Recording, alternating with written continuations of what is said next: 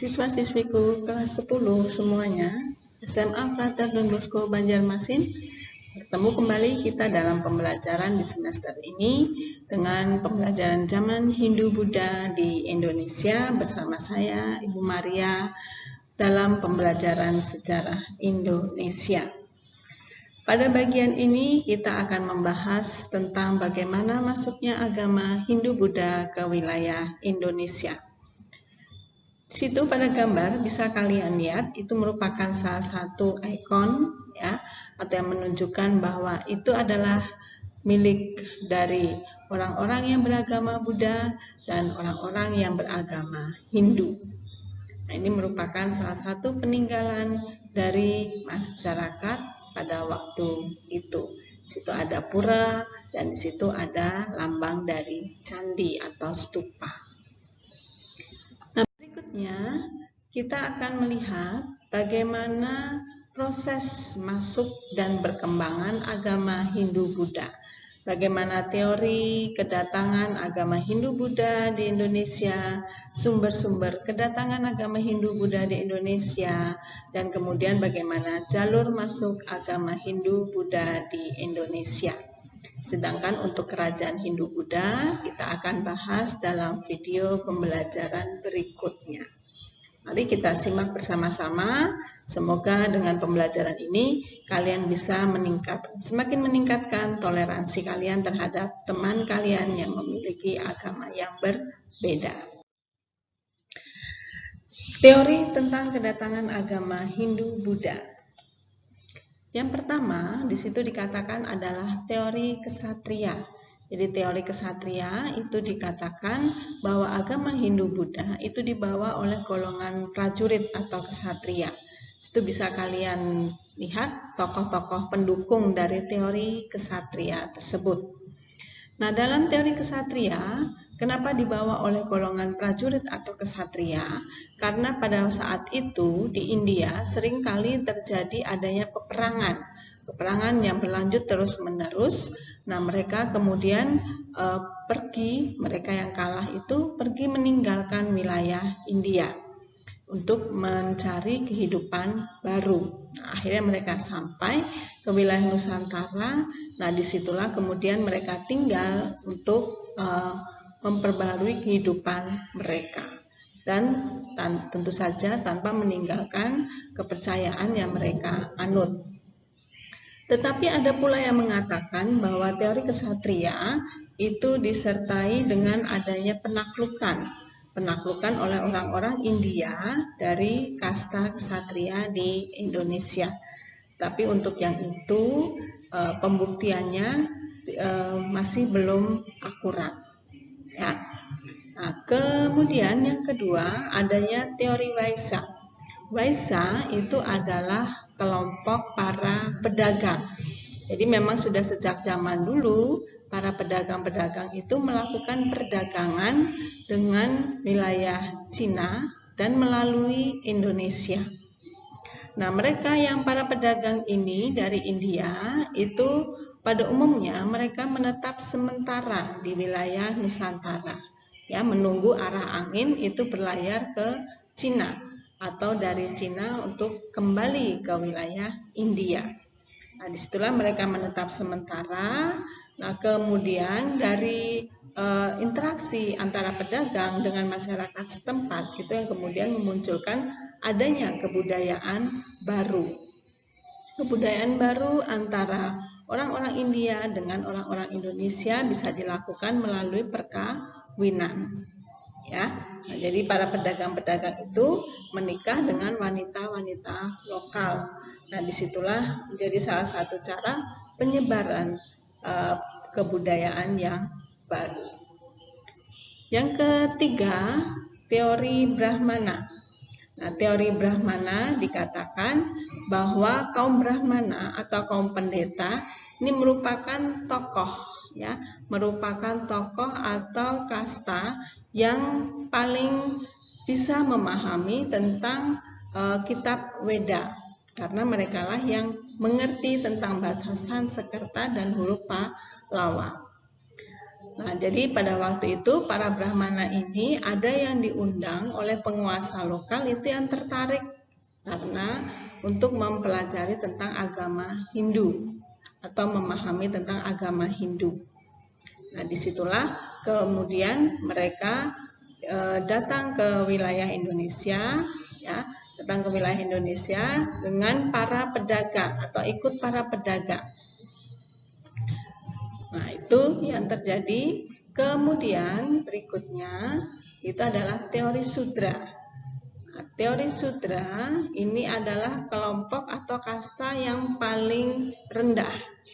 Nah, dikatakan di situ bahwa masuknya orang agama Hindu itu dibawa oleh orang-orang India yang berkasta sudra. Jadi mereka berkasta sudra karena dianggap paling rendah di India sana, maka mereka berusaha mencari kehidupan yang lebih baik, mencari kehidupan yang lebih layak, supaya mereka itu tidak dianggap paling rendah karena mereka merasa mampu untuk bisa hidup lebih baik. Nah, dari keempat teori ini sebenarnya ada satu lagi teori, yaitu teori arus balik. Jadi teori arus balik itu dikatakan bahwa agama Hindu, Buddha itu dikenalkan oleh orang-orang Indonesia sendiri. Jadi orang-orang Indonesia yang sudah mengenal agama Hindu dan Buddha, kemudian mereka ingin memperdalam agama Hindu dan Buddha. Nah, mereka pergi ke India, ya, mereka pergi ke India untuk belajar tentang agama Hindu dan Buddha tersebut. Nah, setelah mereka memperdalam agama Hindu dan Buddha, mereka kembali ke Indonesia lagi dan kemudian menyebarkan ke wilayah-wilayah sesuai dengan keinginan mereka. Itu teori arus balik, ya. Jadi dikemukakan oleh F.D.K. Bos. Berikutnya, kita akan melihat bagaimana sumber-sumber kedatangan agama Hindu Buddha di Indonesia. Ya, kita lihat ada sumber dari dalam negeri dan juga ada sumber dari luar negeri. Nah, sumber dari dalam negeri itu misalnya seperti peninggalan-peninggalan Yupa, ya, yang terjadi, yang ditinggalkan oleh kerajaan Kutai. Kemudian ada prasasti. Jadi prasasti ini yang di batu yang bertuliskan, jadi menceritakan tentang kehidupan dari kerajaan Tarumanegara. Ini banyak ditemukan di wilayah kerajaan Tarumanegara. Kemudian ada juga prasasti yang ditemukan di kerajaan Mataram kuno. Di situ, ya, ada prasasti Canggal. Nah, di situ menceritakan bagaimana pemerintahan raja pada waktu itu pada masa masuknya agama Hindu dan Buddha. Ya.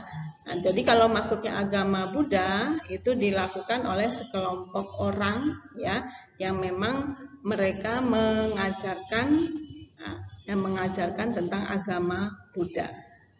Ya. Nah, kemudian kita lihat sumber dari luar negeri. Sumber dari luar negeri di sini dikatakan ada yang beberapa dari Tiongkok, Arab, kemudian dari Vietnam dan dari Yunani. Nah, jadi dari sumber luar negeri ini nanti kalian bisa cari, ya, kronik-kronik Tiongkok, apa saja yang itu dimaksud dengan kronik Tiongkok, apa yang isi dari catatan pasien, kemudian catatan perjalanan Itsing, ya, kemudian tulisan karya Claudius Ptolemaeus. Nah, ini yang menjadi tugas kalian untuk mencari, ya, kemudian mencatatnya di buku catatan, dan kita akan bahas dalam pertemuan di Gemit berikutnya. Nah, jalur masuknya agama Hindu Buddha, ya, jalur masuknya di sini ada yang melalui jalur darat atau jalur sutra, ada juga yang melalui jalur laut, ya, jalur laut. Nah, di sini bisa kita lihat kalau jalur darat itu melalui wilayah utara, jadi dari India kemudian ke Tibet, kemudian ke Tiongkok, Korea, dan Jepang. Sedangkan rute yang melalui jalur sutra, rute sutra, ya, selatan, ini ada melalui wilayah India utara, kemudian ke Bangladesh, kemudian ke Myanmar, Thailand, Semenanjung Malaya, baru sampai ke Indonesia. Nah, sedangkan yang melalui jalur laut itu mengikuti rombongan kapal pedagang yang biasanya berlayar dari India ke Tiongkok. Nah, kemudian mereka menetap sementara di wilayah Indonesia. Nah, ada juga yang melalui rutenya India, Myanmar, Thailand, Semenanjung Malaya, sama seperti yang jalur Sutra Selatan tadi, ya. Itu melewati Semenanjung Malaya, nah baru bisa sampai ke Indonesia. Oke, nah itulah pembelajaran tentang agama Hindu dan Buddha. Mengenai kedatangan agama Hindu Buddha dan teori-teorinya, dari kita dapat menarik kesimpulan bahwa masyarakat di Kepulauan Indonesia telah mencapai tingkat tertentu sebelum munculnya kerajaan yang bercorak Hindu Buddha. Jadi melalui proses akulturasi, budaya yang dianggap sesuai karakteristik masyarakat diterima dan disesuaikan dengan budaya masyarakat setempat pada masa itu. Jadi kalian sebagai generasi muda, sebagai generasi penerus bangsa, hendaknya bisa memilah budaya yang sesuai dengan jati diri bangsa kalian.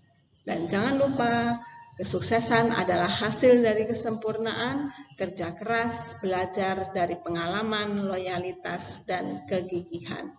Dan jangan lupa selalu ingat pesan Ibu 3M. Ya, menjaga jarak, kemudian memakai masker, dan mencuci tangan. Selalu sehat, selalu bahagia untuk kehidupan saat ini. Sampai bertemu lagi di video pembelajaran berikutnya.